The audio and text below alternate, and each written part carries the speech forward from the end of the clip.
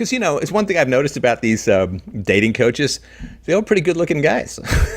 They all got great hair. That's why it's the only reason I'm not a dating coach, by the way. But, yes, it's true. If you're a good-looking guy, you got great hair and abs and all that, yeah, you can slide up to women and you can be all kinds of confident.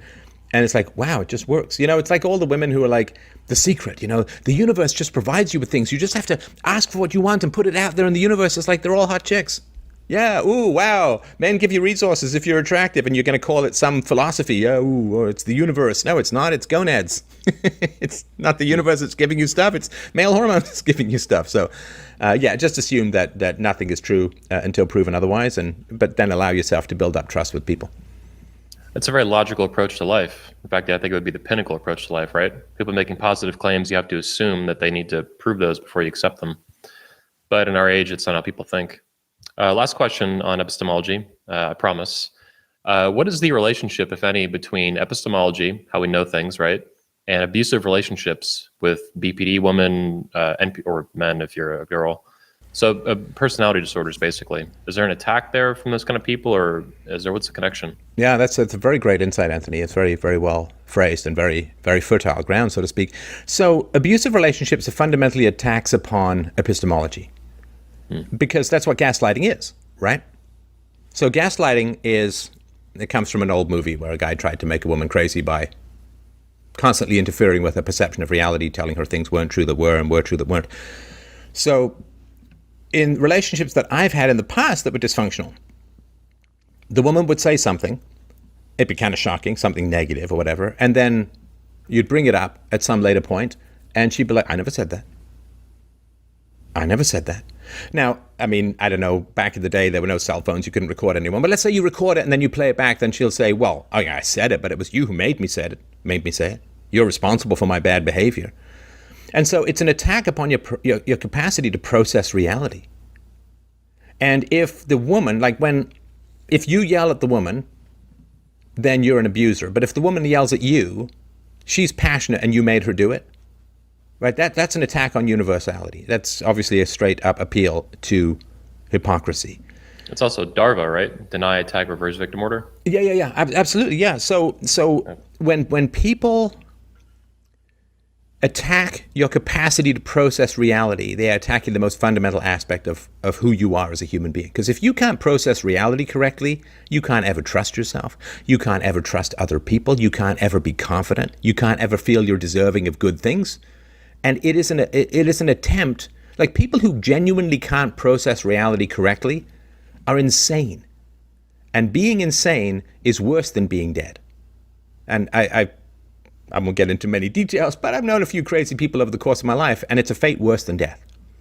So people who attack your epistemology, they attack your capacity to process reality accurately, are trying to push you into a kind of living hell, where you're so turned upside down, you trust yourself so little that you're easy to control, manipulate, and exploit. You can lie people into giving you resources.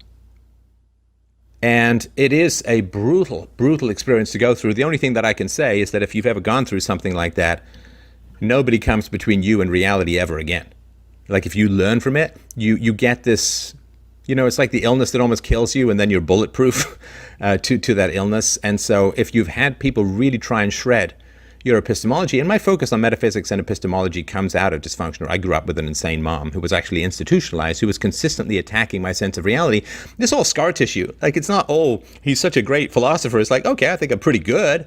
But this all just hard-won scar tissue. This is battle scars. This is like, don't step in a bear trap because I don't have a foot. That's how vivid it is to me. So fighting for truth and reality and against insane gaslighting, that characterized my youth. I only survived as a mentally healthy adult because I fought like holy hell against that kind of disassembly of the human mind that characterizes abusers and gaslighters. So, don't ever doubt. Like if you remember something clearly, and if you want to write it down, don't ever let people talk you out of your relationship to reality. It is a brutal thing to experience, and it's also bad for them because it gives them too much power over you, which corrupts them further. Yeah. When I had a BPD experience many years ago, not too many years ago, about 5 years ago, it ended. But I analyzed it in a speech I gave called Marrying Medusa. I don't know if you've seen it. It's on YouTube still, believe it or not. It's got like 500,000 views, went viral. But I analyzed the relationship from a philosophic perspective, which is the main point of view I had then. And just I could feel immediately as studying objectivism, I was like, this is a long-term attack on my epistemology. She wanted to manipulate my view of reality. I think a lot of guys in the manosphere who come out of those relationships feel much the same way, but they can't articulate it like you did. Well, you'll also get it from your single mom. Like you'll get it from a mom who's divorced, in that she will attempt to layer her own resentments against your father onto both him and you and your relationship to him. And she will attempt to insert yourself so that she blinds you and tells you what you see. And, that's a seeing eye dog that's going to lead you right off a cliff, to mix metaphors perhaps a bit too much. In the manosphere, we call them son husbands when they develop these toxic relationships, single moms with their sons and stuff. Oh, yeah. Yep. Can confirm. Can confirm. You're the greatest. You're a monster. It's like, oh, great. We got one last question from the audience here, and then we'll wrap up. Stefan, do you feel that universal truth can be fully realized apart from Christianity? Well, yeah.